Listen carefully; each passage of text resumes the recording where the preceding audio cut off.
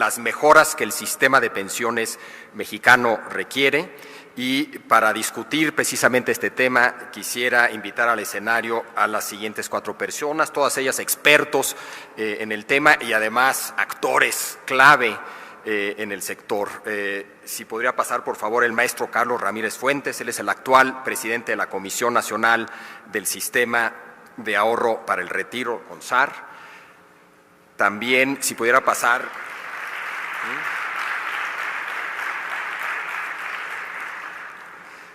El doctor Carlos Noriega, quien ocupa, como ustedes saben, la presidencia ejecutiva de la Asociación Mexicana de Administradores de Fondos para el Retiro.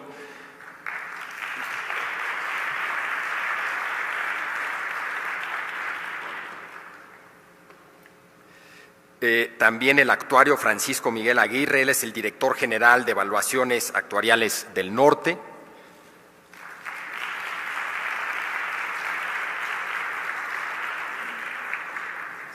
Y finalmente, el señor Roberto Boker, quien es presidente de Principal International Latinoamérica.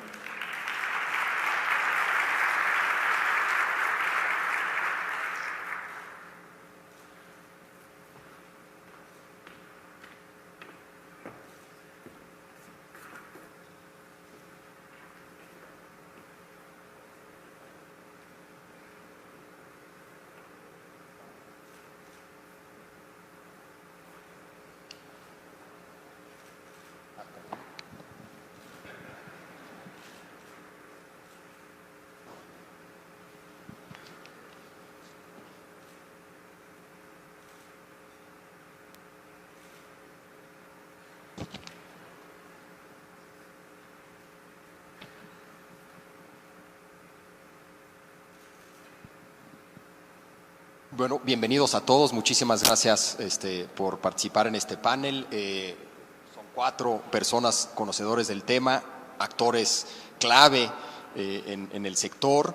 Creo que tuvimos 3 ponencias muy interesantes que nos dan un marco de referencia sumamente rico para entrar ya a la discusión, a detalles tal vez. La sensación que por lo menos yo tengo es que sin lugar a duda ha habido avances en México, pero hay retos importantes sobre un tema de la mayor importancia para el país y para cada uno de nosotros como ahorradores. Y si me permiten, me gustaría empezar con una primera pregunta a Carlos, que es el regulador. Y la pregunta sería la siguiente: ¿qué tan urgente es esto? ¿Existe realmente una necesidad apremiante de empezar a hacer mejoras al sistema? Y si efectivamente hay esta urgencia, ¿cuáles son, digamos, las áreas de oportunidad, las principales áreas de oportunidad que ven ustedes desde su perspectiva? Bien, pues muchas gracias y gracias a Principal Group por esta invitación. Quiero felicitarlos por este panel que ha resultado muy interesante y de la mayor trascendencia. Por supuesto, también felicitar a Luis de la Calle por el trabajo, el espléndido trabajo que realizó y creo que será muy útil para las discusiones futuras. ¿Qué tan urgente son los cambios en el sistema de pensiones de México? Creo que hoy, a 17 años de distancia de la creación del sistema de pensiones mexicano, podemos hacer un claro alto en el camino porque nos encontramos exactamente a la mitad del proceso, digamos, donde una generación se va a pensionar, la primera generación se va a pensionar con un sistema de cuentas individuales. Más o menos en aproximadamente unos 15 años tendremos al primer mexicano pensionado a través de las AFORES. Y desde hoy sabemos perfectamente cómo va a aparecer ese mexicano, es decir, cómo va a ser el contexto de su retiro. Se va a retirar muy probablemente, si seguimos como vamos, como se mencionó en distintas ocasiones en las sesiones previas, con una tasa de reemplazo inferior a lo deseable, inferior a los estándares internacionales e inferior a las necesidades que tienen y tenemos todos los mexicanos. Por tanto, sabemos también que esa persona se va a retirar al mismo tiempo que se están pensionando o están pensionándose los últimos trabajadores con la vieja ley de pensiones del IMSS, la ley 73. Y las diferencias entre unos y otros van a ser muy significativas. Eso lo sabemos de antemano. Por tanto, ¿qué tan urgente es? Es claro que entre más tardemos en llevar a efecto las reformas de fondo que requiere este sistema, que ya son conocidas por todas y donde se han insistido en diversas ocasiones y en diversos foros, pues naturalmente va a ser menor la posibilidad de acumular suficientes recursos para los ahorradores mexicanos de la nueva generación y por tanto estaremos condenando al sistema de pensiones a tener un desenlace inferior al de su potencial. Creo que ese es el mensaje central de este foro. Tenemos una herramienta que hemos construido los mexicanos de enorme calidad. Esta reforma que se hizo en 97, sin lugar a dudas, es de la mayor trascendencia, pero no la estamos explotando al máximo. No la estamos aprovechando al máximo y creo que de ahí es donde tiene que derivar todas las decisiones que se tomen en los próximos años respecto al sistema. Urgente es porque se nos acaba el tiempo, porque estamos ya a la mitad del camino y faltan muchas cosas por hacer. Gracias, gracias Carlos. Otra pregunta ahora a Carlos Noriega. Tuviste durante muchos años cachucha del sector público, ahora estás como portavoz del sector y en ese sentido creo que tienes una perspectiva muy valiosa para hablar de dos temas. Nivel de consenso respecto a qué hacer, qué tanto consenso existe, sientes tú, allá afuera de lo que hay que hacer, y dado ese nivel de consenso, ¿qué tan viable ves la posibilidad de hacer lo que se necesita hacer? Bueno, debo comenzar igualmente como Carlos agradeciendo a Principal este esfuerzo. Yo creo que es importantísimo que se hagan este tipo de foros donde las ideas se debaten y donde tenemos además de un público muy experto, tenemos a la prensa que ayuda a difundir esto más allá y cambiar lo que tú estás planteando de si existe o no un consenso. El consenso solo puede existir después de un análisis, después de un debate, ¿no? Aquí en México desafortunadamente tenemos una población muy polarizada. Gente tan pobre, que hablar de una pensión es hablar de una fantasía, ¿no?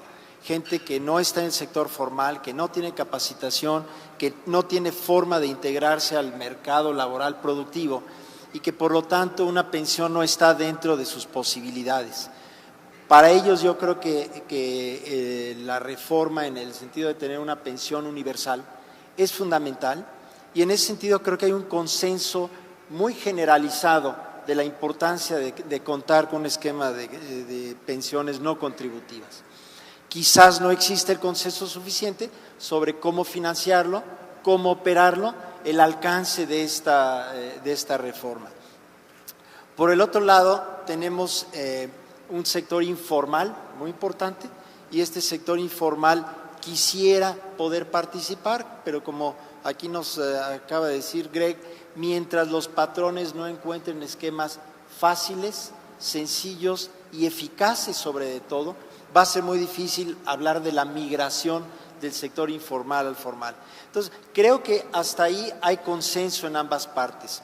Ahora bien, el tema de las cuentas individuales creo que no goza plenamente de un consenso y creo que no goza de ese consenso precisamente por el desconocimiento, primero, de la responsabilidad individual, del impacto fiscal que se tiene y tercero, del impacto, como bien señalaba Luis de la Calle, yo creo que una de las contribuciones más importantes es la contribución a la propia productividad de la economía y finalmente a apropiarse el trabajador de la alta rentabilidad que puede tener el capital, ¿no? Entonces, creo que esa última parte, más que exista o no consenso, yo te diría, lo que existe es una enorme ignorancia de cómo funciona y los beneficios del sistema para poder impulsarlos. Finalmente, el tema del ahorro, ¿no? En la medida en que veamos el ahorro como un costo, como un sacrificio, pues siempre habrá la tentación de posponer ese esfuerzo. Mientras no haya un reconocimiento de los beneficios de la pensión, creo que falta este último punto para verdaderamente tener una decisión, ¿no? Y entonces encontrar a todas las fuerzas políticas impulsando activamente esas reformas de las que Carlos Ramírez acaba de mencionar. Creo que esa es nuestra última responsabilidad, hacer del conocimiento de la mayoría de los tomadores de decisiones, no solo en el Poder Ejecutivo, sino en el Legislativo, y los propios medios de comunicación que entiendan, digamos, los detalles de estas reformas. Gracias. Parecería que hay una sensación de urgencia, a veces mayor, a veces menor, que hay un consenso tal vez general, pero tal vez en los detalles es necesario debate, discusión, mayor análisis, probablemente difusión, mayor conocimiento de la población en general, y sospecho que también hay retos ya en la parte de la implantación de muchas de estas cosas. Y la tercera pregunta se la haría a Francisco Miguel Aguirre, que tiene muchísima experiencia precisamente en estos temas, habiendo participado en múltiples esfuerzos de reformas a nivel estatal, también para instituciones, universidades, etcétera. Y la pregunta sería, ya a ese nivel, ¿cuáles son los retos que se enfrentan para llevar a cabo este tipo de cambios? O sea, ya a nivel muy concreto de implementar esto y de empujar estos cambios. Sí, primero yo creo que es importante explicar, porque siempre hablamos de pensiones y toda la atención se dirige al IMSS, siempre. Porque todos pensamos que las pensiones en México están en el IMSS, que sí está la gran parte. Sin embargo, también están los estados que tienen sus propios sistemas de pensiones, las universidades, municipios, etcétera. Y cada uno de estos es diferente entre sí y además con condiciones políticas, económicas y sociales diferentes. Entonces, aquí el gran reto es cómo hacerle para modificar esos esquemas atendiendo a sus condiciones particulares. ¿Qué es lo que se ha tratado de hacer o qué es lo que se está haciendo en el país? ¿Qué es lo que estamos haciendo en el país? Primero, tenemos que diseñar un esquema para cada uno, como un traje hecho a la medida, que equilibre lo político, lo económico y lo social. ¿Por qué digo esta parte? Me parece muy importante, porque cuando nos contratan el estudio actuarial, el problema es 99% técnico. Pero una vez que se entrega el estudio actuarial, el problema se convierte en 99% político y 1% técnico. Entonces, el gran reto es cómo hacer para que los patrones y los sindicatos se pongan de acuerdo y trabajen juntos en una solución. Y eso lo que nos hemos dado cuenta es que lo que hay que hacer es, con transparencia e información, los trabajadores toman buenas decisiones. Eso es lo más importante. Ahora, un tema básico para hacer las reformas es que todos los esfuerzos del país se están yendo hacia cuentas individuales, lo cual me parece que es técnicamente lo correcto. Sin embargo, en los estados, en las universidades, políticamente a veces no funcionan los esquemas de cuentas individuales. Sí funcionan, pero no los aceptan los trabajadores. Y como la presión viene hacia el sistema de cuentas individuales, entonces se frenan las reformas y los egresos siguen creciendo de manera desproporcionada. ¿Qué es lo que se hace? Bueno, se propone un esquema de cuentas individuales y si no se acepta, pues por lo menos modificar un esquema de beneficio definido, pero ya cambiando los parámetros, edades de jubilación más altas. ¿Por qué? Porque en estos esquemas la gente se va con edades de 50 años de edad, etcétera. Entonces, lo que hay que hacer es cambiar los parámetros por lo menos y ya en el futuro intentaremos cambiar hacia los esquemas de cuentas individuales. Una de las frases que nosotros usamos mucho a la hora de hacer las reformas es: la mejor reforma es la que se puede lograr. Yo podré escribir la mejor reforma, vámonos a cuentas individuales en un papelito, pero si los sindicatos no lo van a aceptar, entonces nunca va a pasar y nunca vamos a poder mejorar el sistema. Yo creo que ese es el camino que se debe seguir. Gracias.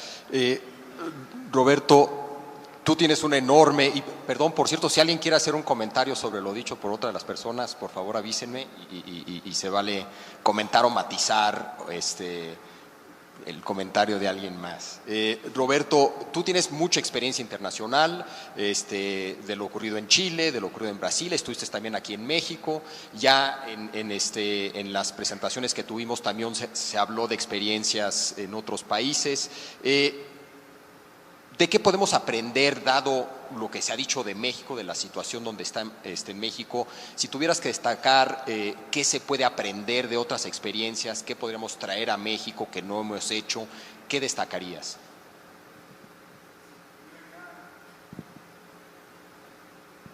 Primero que nada, también quiero agradecer la oportunidad de estar nuevamente aquí en México y reencontrarme con muchas caras amigas, muchas caras conocidas, y agradezco al equipo de México el haber hecho este evento tan extraordinario y con tan buena y distinguida asistencia. La pregunta que tú haces obviamente es un tema de reflexión bien profundo. Y aquí me gustaría sí partir por algunos temas más macro y tomar algunos conceptos que se han puesto en las exposiciones anteriores. Primero, yo creo que hay dos temas que hay que tener muy presentes y que son la realidad para México y también para Latinoamérica. En Latinoamérica y en México, ya sea a través de las empresas, ya sea a través de las instituciones, ya sea a través de los gobiernos o a través de las personas, el ahorro no es suficiente para cubrir la necesidad de entregarle a las personas una pensión que signifique una buena calidad de vida al momento de jubilarse. El ahorro es insuficiente. En México esta situación es todavía más dramática que en otros países latinoamericanos. En México, como bien lo dijeron acá, la tasa de ahorro es de un 6,5%. En el caso chileno, que también es insuficiente, es cercano a un 10% más el ahorro voluntario. En el caso de Brasil, la tasa es cercana al 18%, quizás Brasil tiene otro problema. ¿A dónde va a parar ese ahorro? Esa otra cosa, digamos. Es un problema aparte. Por lo tanto, no es solo ahorrar más, sino que cómo se canaliza también. Y si uno mira los países de la OECD, las tasas de ahorro están en torno al 20% en promedio. Por lo tanto, sin lugar a duda, la conclusión de que se necesita ahorrar más es más que evidente. Y en ese sentido, hay una realidad. Hablamos del IMSS, hablamos del ahorro individual, y con estos cambios demográficos que hacía referencia Luis, también hablaba Gonzalo, no hay bolsillo, ni en México, ni en ninguna parte de Latinoamérica que pueda hacerse cargo de esta cuenta que viene a futuro. En el caso de México, efectivamente tenemos una gran oportunidad por el bono demográfico, pero si uno mira líneas proyectadas hacia el año 2050, 2060, hay una convergencia bastante alta de México con el resto del mundo. Y lo que vamos a tener es que vamos a tener 2 personas económicamente activas, no necesariamente trabajando, pero en edad de trabajar, por cada jubilado. O sea, salvo que nosotros les pidamos a las generaciones futuras que tienen prácticamente la mitad de sus ingresos a financiar los jubilados, estamos enfrentados a un gran problema. ¿Y cuál es lo que me gustaría dejar aquí en este escenario, y aprovechando la presencia del representante del regulador, y no me cabe duda que aquí hay muchos representantes de distintos poderes del gobierno, es que, así como muy bien decía Luis, hay que actuar con convicción y hay que actuar con decisión y hay que tener una visión de lo que nosotros queremos para México. Digo nosotros porque yo también me considero medio mexicano, tengo 2 hijos mexicanos, así que estoy preocupado, obviamente, muy preocupado del futuro de ellos también. Y en ese sentido, aprovechando la presencia de Carlos y otras autoridades, es hacer un llamado en 2 puntos, que es transformar esto en una política pública, porque las políticas públicas han demostrado la capacidad de modificar las conductas de las sociedades. Hay muchos ejemplos de políticas públicas muy efectivas en México, contra el cáncer en la mujer, contra enfermedades específicas, contra el SIDA, etcétera, que han modificado las conductas de las personas. Y aquí la primera parte de la política pública tiene que estar orientada precisamente a mejorar la educación financiera de los mexicanos. Creo que hay muchos mitos de que el mexicano no le gusta ahorrar, que el mexicano es distinto. Yo eso, la verdad, mirando las encuestas, cada vez más aparece que el mexicano está más y más preocupado por su futuro. Y el segundo punto es, dentro de esta política pública, es generar los mejores incentivos posibles para aumentar el ahorro de las personas. Y creemos que particularmente los ahorros a través de medios colectivos, a través de las empresas, a través del lugar de trabajo, como lo que presentó Greg, son mecanismos que sí funcionan. Tenemos casos como el chileno que no funcionó por distintas razones que podemos analizar, pero la prueba está en que sí funcionan Y de hecho, a pesar de todas las limitaciones que tenemos en el caso chileno, de los planes que nosotros estamos promoviendo en Chile, un 70% de los trabajadores que tienen acceso a ese plan terminan suscribiéndose y participando. Por lo tanto, aquí hay un esfuerzo de política pública en educación y buscar los mecanismos mejores posibles para promover el ahorro voluntario y particularmente para servir a la clase media el ahorro voluntario colectivo. Gracias. Carlos, déjame precisamente preguntarte sobre ese tema, ahorro voluntario, planes de pensiones privadas bien regulados, bien diseñados, con los incentivos fiscales adecuados. Se argumenta que pueden funcionar y pueden funcionar muy bien. ¿Vale la pena hacerlo en México? ¿Y cómo se podría hacer, cómo se podría impulsar si piensas que vale la pena hacerlo en México? Por supuesto. A ver, yo creo que para poner en contexto, las reformas que requiere el sistema de pensiones se pueden ver desde dos ángulos. Llamémosle las reformas que requieren aprobación del Congreso de la Unión, que todos sabemos cuáles son. El aumento de la aportación pasa por el Congreso, el eliminar o aumentar el límite de inversión en valores extranjeros por parte de las AFORES, el famoso 20%, pasa por el Congreso. Todo lo que tiene que ver con incentivos fiscales y digamos el contexto del ahorro voluntario pasa por el Congreso de la Unión. Llamémosle que esas son reformas estructurales, el aumento en la edad de retiro pasa por el Congreso. Todas esas son reformas de orden estructural que son necesarias y que tienen un claro ámbito en donde participa el Ejecutivo, por supuesto, y participa el Legislativo. Ahora, hay otro ángulo de reformas que son reformas, llamémosle, que son realizables sin la necesidad y sin la participación del Congreso de la Unión.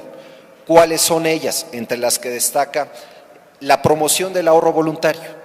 El ahorro voluntario no requiere, si bien obviamente si viene acompañada de incentivos, pues va a funcionar mejor, pero estoy convencido de que el ahorro voluntario en México podría crecer a una tasa mucho más rápida de la que viene creciendo en los últimos años, con mayor promoción, por supuesto, en donde participan las AFORES, participa naturalmente el regulador, mayores canales de ahorro. El año pasado dimos a conocer algunas medidas en esa dirección para facilitar al ahorrador la posibilidad de llevar a efecto su ahorro voluntario, pero necesitamos que venga acompañada de una mucho mayor difusión que de alguna manera dé a conocer estas medidas. Hay otras medidas que también no requieren el concurso del Congreso de la Unión. Por ejemplo, modificaciones regulatorias al régimen de inversión, en donde podemos todavía flexibilizar más las oportunidades de inversión de las AFORES, en donde podemos seguir trabajando en fortalecer las capacidades de gestión financiera de las administradoras. Hay un área de oportunidad enorme en lo que tiene que ver la cultura financiera y la cultura previsional, en donde no se están haciendo los esfuerzos necesarios o suficientes, digámoslo así, para acercar al ahorrador a su cuenta individual y para que tome mejores decisiones. En fin, lo que quiero de alguna manera transmitir es: el ahorro voluntario naturalmente es el camino a través del cual podemos aumentar esa tasa de contribución que aquí ha quedado claro es absolutamente insuficiente. Pero para que ello ocurra no podemos seguir esperando a que el Congreso tome las decisiones. Esperemos que las tome pronto, pero tenemos que seguir abonando a través de medidas pequeñas pero significativas para que ello ocurra. Y creo que ahí, sí debo decirlo, tenemos todos una responsabilidad para hacerlo posible y por supuesto pendiente. Muchas gracias, Carlos. Ahora, Carlos Noriega, déjame preguntarte precisamente por ese tema. Queda claro que hay cosas que le tocan al Congreso, el Congreso legislará al respecto. Queda claro que hay cosas que puede hacer el Ejecutivo, que puede hacer el regulador, y trabajará el Ejecutivo en esos temas, pero obviamente también hay un papel fundamental para las AFORES, para los involucrados que administran este sistema. ¿Qué pueden hacer ustedes? Se mencionó el tema de la educación financiera, pero ¿qué, según ustedes, pueden hacer para promover el ahorro en México? ¿Qué papel les toca a ustedes y que pueden hacer solitos ustedes independientemente del Ejecutivo e independientemente del Congreso? Mira, las AFORES participan en un sistema muy complejo, ¿no? Creo que en México, así como tenemos algunas peculiaridades dentro de los sistemas de contribución definida, tenemos un sistema muy regulado, ¿no? Entonces, ¿qué podemos hacer solitos? Es difícil. Creo que siempre vamos de la mano con nuestras autoridades, vamos con nuestros reguladores, de manera que, ¿qué estamos haciendo? Yo te diría, lo primero que estamos haciendo es facilitarle al trabajador los mecanismos de ahorro. Ya nos decía Greg en su plática hace rato lo relevante que se vuelven estos mecanismos sencillos, ¿no? La sencillez no es simplicidad, muchas veces la sencillez es una gran sofisticación, esquemas complejos de información, esquemas complejos de intercomunicación, de traspaso de recursos. Pero, por ejemplo, el paso que se dio recientemente de facilitarle al trabajador en una tienda de conveniencia y poder llevar su recurso a una AFORE es un ejemplo de donde sí podemos hacer, ¿no? Entonces yo creo que todo el tema de facilitarle al público los mecanismos son importantes. El segundo que también podemos y estamos haciendo es justamente sensibilizar a los legisladores. Como dice Carlos hace un momento, esperemos que el Congreso se mueva pronto, pero el esperemos es un trabajo donde Carlos como regulador y nosotros como AFORES estamos cotidianamente trabajando, ¿no? Hay todavía mucho por hacer en el sentido de que los propios legisladores comprendan la urgencia, comprendan el alcance, comprendan las implicaciones que tienen estas reformas y puedan, por lo tanto, ellos mismos hacerse motores del crecimiento, motores del movimiento y no simplemente, Paco mencionaba hace un momento, al final se vuelve un tema político, ¿sí? Pero el tema político muchas veces es un tema sofista, ¿no? Es decir, hay falsedades en el debate y este es nuestro trabajo, estar continuamente explicando, llevando al público a entender. Entonces, sí hay un campo muy importante en la educación financiera, pero no solamente al trabajador, sino también todavía a los legisladores. Gracias, Carlos. Francisco, déjame cambiar un poquito el tema. Hemos estado hablando y se habla constantemente del sistema, ¿no? Del sistema de ahorro para el retiro, del sistema, pero en realidad existen, tengo entendido que arriba de 100 sistemas de pensiones y cada uno tiene sus características, beneficios, particularidades. ¿Tiene sentido tratar de unificar? ¿Es viable algún tipo de unificación? ¿Hay estudios al respecto? Híjole, qué pregunta tan complicada. A ver, yo creo que primero hay que definir que en el tema de seguridad social, lo comentaba hace rato, pero lo voy a poner un poco más claro. Hay 3 tipos de mexicanos desde la óptica de seguridad social. Está el 50% de la población económicamente activa que no tiene acceso a un sistema de seguridad social. Voy a cerrar números, ¿no? Pero luego está el 35%, que son los afiliados al IMSS, que tarde o temprano va a ser el 100% en el esquema de después del 97. Falta poco para llegar a eso. Y luego está el 15% de los mexicanos que están afiliados a los esquemas de servidores públicos. En el primero no tienen acceso. En el segundo, en el IMSS, como ya vimos, las tasas de reemplazo van a ser muy bajas. Desde nuestro punto de vista como actuarios, en la mayoría de los casos inferiores al salario mínimo, porque no van a alcanzar el número de semanas cotizadas para acceder a la pensión garantizada. Y luego en el tercero les ofrecemos todo, pero no va a haber dinero para pagarlas. Entonces, la seguridad social en México creo que está muy mal distribuida y ese es el primer punto. Voy a poner un ejemplo de datos reales. El pasivo contingente, que es, por así decirlo, la deuda que tiene el país con las pensiones que otorga, nuestras estimaciones andan en el 120% del PIB. Eso es lo que vale la deuda por pensiones. De ese 120% del PIB, el IMSS solo vale 31 puntos y los otros 89 puntos son de los sistemas de servidores públicos. Lo voy a poner en otras palabras. El IMSS tiene 16 millones de gente trabajando ahí. Por cada millón de mexicano afiliado al IMSS, al país nos cuesta 2 puntos del PIB. Por cada 1.000.000 de mexicanos afiliado a un sistema de servidores públicos, nos cuestan 14 puntos del PIB. Entonces, está muy mal distribuido. Ahora sí, con esta base, ¿qué se puede hacer para hacer un sistema nacional? Desde nuestro punto de vista, va a ser prácticamente imposible por esta heterogeneidad que mencionas. Lo que nosotros vemos más viable es crear un modelo nacional de pensiones. ¿Cómo un modelo? Tratar de buscar una ley marco que regule a todos los sistemas de pensiones del país. Es decir, tu estado de Coahuila sí puedes tener tu propio plan de pensiones, pero tu edad de jubilación mínima tiene que ser 65 años. Tus aportaciones mínimas de trabajadores tienen que ser igual a las de patronos. Y buscar en eso migrar hacia un esquema de cuentas individuales. ¿Por qué? Pues para alinearnos con lo que ya está sucediendo en lo federal. Yo creo que ese debe ser el camino. Sin embargo, comentaba hace rato que la parte política puede tener algunas complicaciones.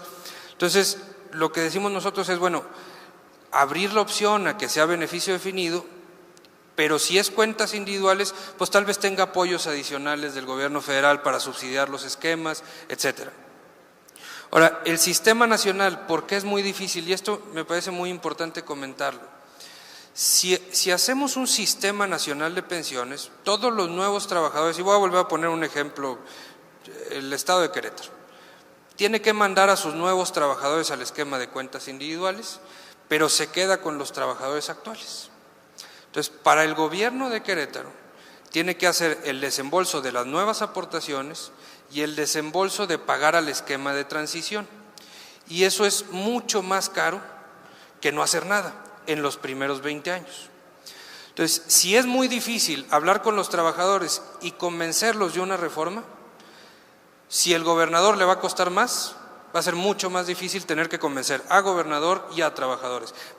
Desde la práctica, me parece que va a ser prácticamente imposible. Entonces, en lo que hay que hacer, me parece que es este modelo regulado desde el nivel nacional para buscar que se vayan alineando hacia allá y en un periodo de 20 años volver a hacer lo mismo hacia cuentas individuales. Pero ya va a ser más fácil cambiar de 65 años en beneficio definido a 65 años a cuentas individuales, en vez de ahorita cambiar de 50 años de beneficio definido a 65 en cuentas individuales. Y una última para terminar, se discute mucho de que si nos vamos a cuentas individuales o nos vamos a beneficio definido. Lo que hemos visto en la práctica es que es lo mismo. Es decir, en cuestiones de costo, en cuestiones de beneficio, es lo mismo. El problema es que mucha gente dice, es que cuentas individuales es más barato. Pues sí, ¿por qué? Porque comparan el IMSS a los 65 años de edad, otorgan la pensión con una tasa de reemplazo a los del 25%, contra un esquema que se van a los 30 años de servicio sin importar la edad con el 100% del último salario. Claro que va a ser más barato el de cuentas individuales que el de beneficio definido, pero si ponemos las mismas condiciones en las dos, técnicamente es exactamente el mismo resultado. Hay variables adicionales que hacen que cambien, pero ya varían poco. Entonces, en conclusión, creemos que el sistema nacional es muy complicado, que lo mejor sería migrar hacia un modelo nacional que regule todas las pensiones del país. Gracias, Francisco. Roberto, siguiendo en este tema de la posibilidad y si es viable, deseable, unificar o la propuesta que nos acaba de hacer Francisco, ¿hay alguna experiencia internacional que tú creas que sea relevante para esto? ¿Hay experiencias en este tema que valdría la pena rescatar? Sí, sin duda hay mucha experiencia en distintas partes del mundo. Sí me gustaría hacer algunas observaciones previas. Yo creo que el hecho de tener un sistema de pensiones lo más universal posible para todos los mexicanos, creo que es deseable. Vienen a mi cabeza rápidamente dos grandes razones, digamos. Una de ellas, hay un tema práctico, que es el progreso de las personas, tiene mucho que ver con la movilidad laboral. El poder cambiarse de un trabajo o de una chamba, de uno a otro, y no estar amarrado a un sector en particular para poder progresar o dejar de progresar. Por lo tanto, en la medida que sean más uniformes los sistemas, más flexibilidad laboral, y yo considero eso como algo deseable para el progreso de todos los mexicanos. En segundo lugar, me parece muy delicado y políticamente sensible, y en algún minuto puede ser hasta socialmente sensible lo que decía Francisco, que dos mexicanos que estén haciendo el mismo esfuerzo desde el punto de vista de su trabajo y del punto de vista del ahorro, reciban como consecuencia de ese esfuerzo retribuciones significativamente distintas. Yo creo que eso es un problema de inequidad, es un problema que al final puede tener consecuencias y la gente va a percibir como injusto y por lo tanto no es sostenible. Es difícil migrar a uniformar todo, pero creo que sin lugar a duda, de nuevo volviendo a una visión, a qué es lo que queremos hacer con México, creo que es sano tener claro hacia dónde queremos converger. Y en ese sentido, nuestra recomendación y las experiencias que uno ve es desarrollar un sistema multipilar donde básicamente existe un pilar solidario, que es similar a lo que presentó Gonzalo por el lado del Banco Mundial, donde se ayude a aquellas personas que no pueden ahorrar o tienen una capacidad de ahorro limitada y hay que complementarle o entregarle una pensión básica para que esa persona tenga una buena calidad de vida. Pero hay un grupo muy importante en Latinoamérica y en México de gente que sí puede ahorrar. Y sabemos, por otro lado, que los recursos, ya sea del IMSS o de cualquier entidad, no son suficientes para pagar buenas pensiones. Por lo tanto, la única solución es ahorrar más. Y en ese sentido, lo que nosotros vemos es que estamos hoy día invitados a vivir la era de la responsabilidad personal, donde el resultado del esfuerzo de cada uno para aquellas personas que pueden ahorrar y el esfuerzo que hacemos para planificar y trabajar nuestro futuro va a ser el factor primordial en cómo queremos vivir y lo que podemos alcanzar producto de nuestro esfuerzo, porque no hay nadie que se pueda hacer cargo de esto por nosotros. Por lo tanto, invitamos en ese camino e insistimos que existen diversos mecanismos de ahorro y particularmente la parte de ahorro voluntario que tienen que complementar este 6,5% que es insuficiente. Es un gran paso sin lugar a duda la creación de las AFORE.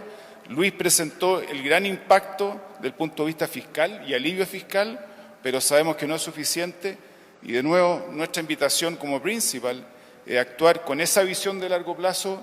Las cosas tienen costo en el corto plazo, pero sin lugar a duda vamos a tener una mucho mejor sociedad y un mucho mejor país en México si tomamos los pasos ahora, que la población es joven, a esperar, porque este tema no puede esperar. Gracias, Roberto. Carlos Noriega quería decir algo sobre este tema.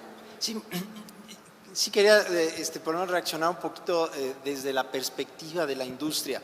Es decir, Paco nos da unas cifras verdaderamente aterradoras, ¿no? Del 120% del PIB como deuda. Lo peor del caso es que esto sigue creciendo, ¿no?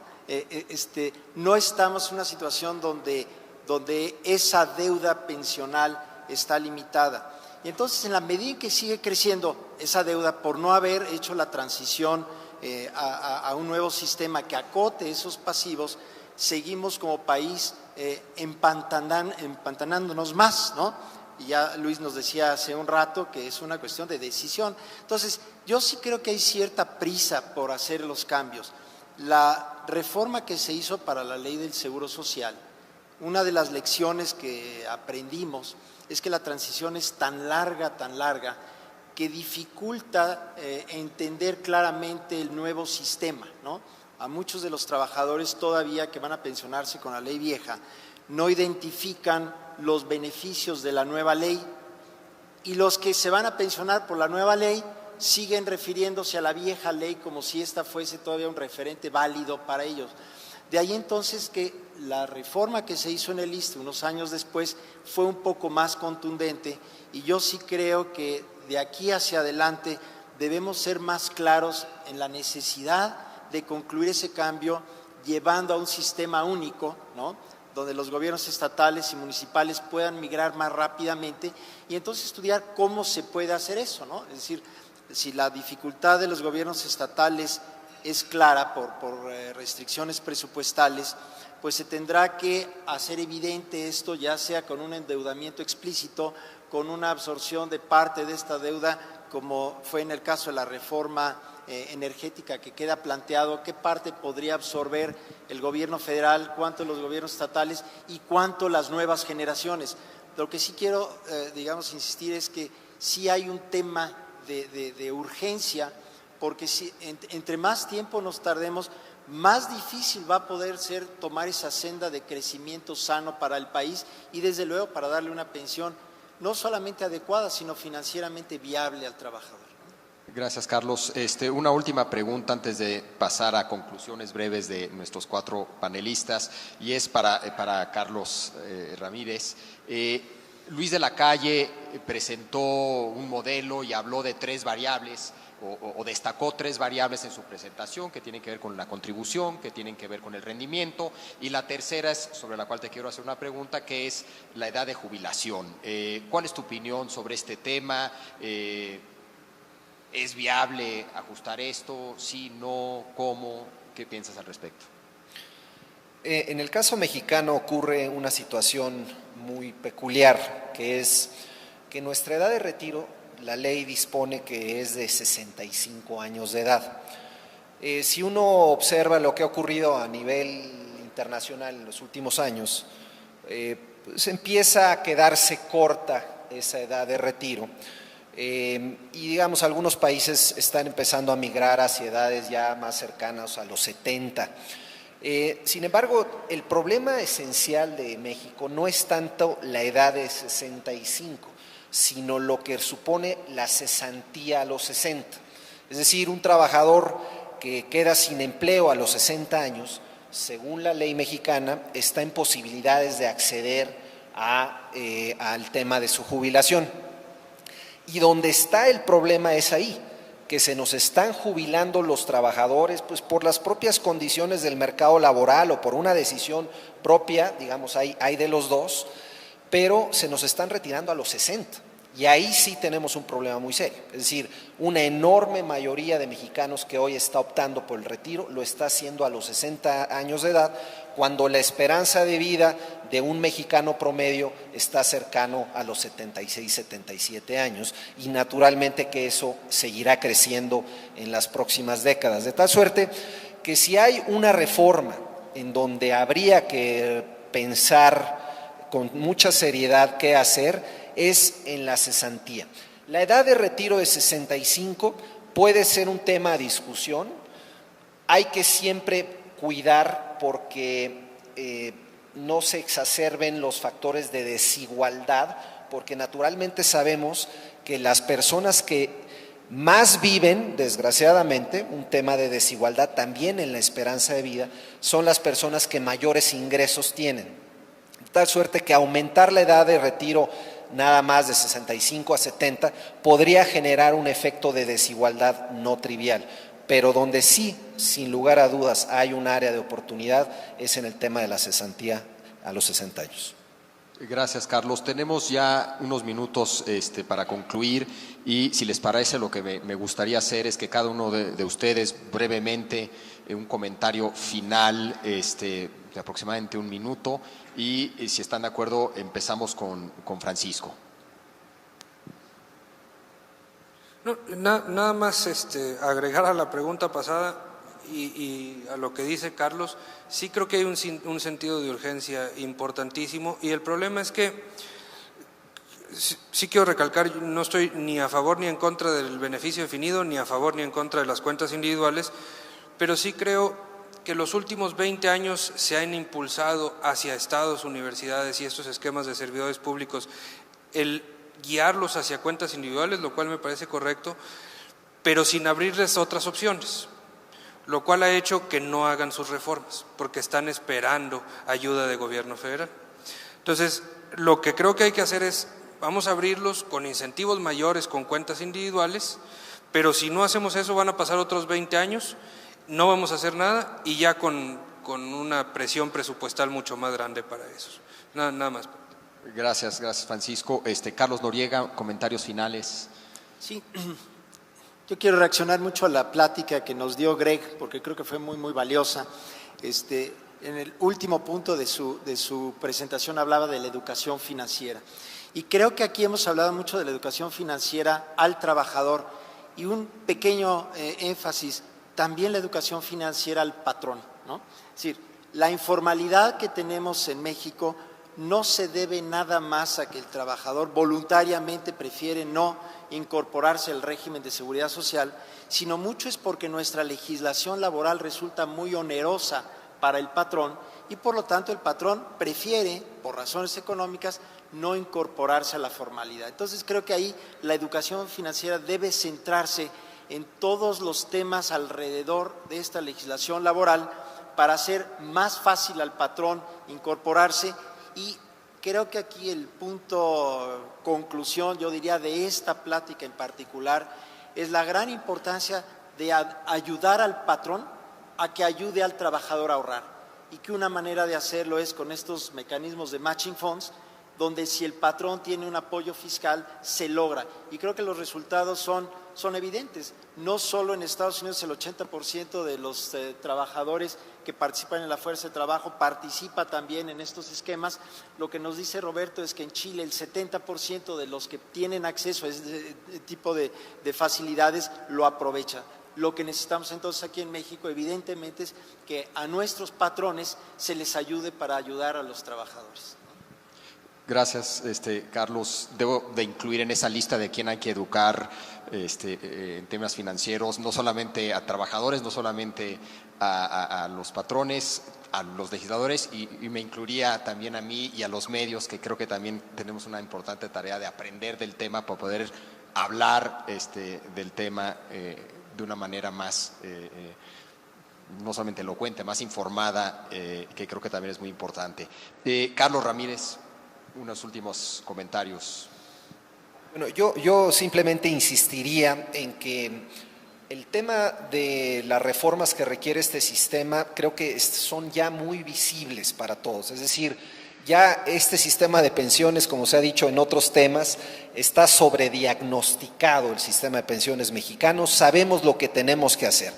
La ruta del Congreso es muy clara y hay una enorme responsabilidad, por supuesto, del Ejecutivo, que estaremos trabajando con mucha intensidad en estos próximos días, semanas, meses y años para seguir inculcando esa urgencia, ese sentido de urgencia entre los legisladores. Pero no podemos quedar paralizados esperando a esos cambios estructurales de parte del Congreso. Tenemos que avanzar en la agenda, que es muy amplia, de reformas o de micro reformas que sí se pueden implementar sin el concurso del Congreso y que van a abonar a fortalecer al sistema de pensiones. Muchas gracias. Carlos, muchas gracias. Y por último, Roberto, comentarios finales. Sin lugar a duda, hemos tenido un debate muy interesante, muy enriquecedor. Creo que todos estamos de acuerdo que hay que actuar con sentido de urgencia, y en mi opinión eso es un gran avance respecto a la necesidad de hacer cambios de un sistema que ha progresado, pero queda mucho por hacer, dado que el ahorro en México, el 6,5%, es insuficiente, y adicionalmente existen muchos casos excepcionales de trabajadores mexicanos en que están llevando beneficios que no necesariamente son similares a los que otras personas con el mismo esfuerzo de ahorro no tienen acceso. Sin lugar a dudas, yo hablé al principio de una política pública, pero este es un esfuerzo de todos nosotros, este es un esfuerzo de gobierno, de todas las autoridades, para generar los mecanismos apropiados para que haya ahorro. También es un esfuerzo de nosotros, los proveedores de servicios. Hablamos de generar mayor competencia.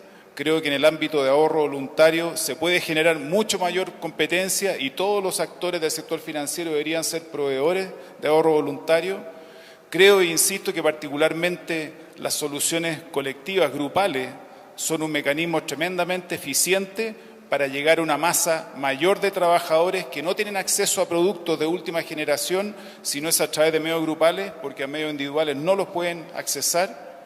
Y finalmente creo que tenemos que seguir pensando en que el sistema de pensiones en México siga siendo sustentable, y por eso pensamos que los planes de contribución definidos son un componente clave para que sea sustentable.